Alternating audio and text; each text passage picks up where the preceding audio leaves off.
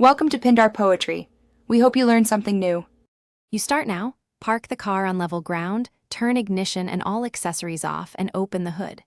First, inspect the battery case and terminals visually. Look for corrosion, cracks, or swelling because physical damage affects health. Next, read the label for nominal voltage and manufacture date. A 12.6-volt reading means fully charged, while lower numbers indicate discharge or cell issues. Once done, make sure clamps are tight before continuing to meter-based tests. You now measure electrical behavior. Connect a digital multimeter to the terminals and note resting voltage. 12, 412. 6V is healthy, 12, 0V is weak.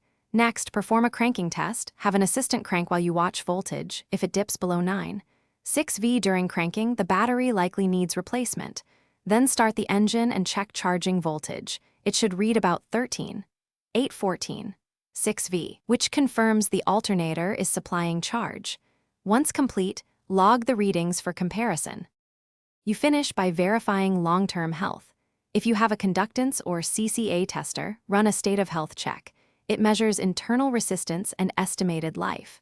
If initial results were low, perform a controlled recharge, then retest to distinguish recoverable discharge from permanent damage. If problems persist, inspect for parasitic drains and loose grounds.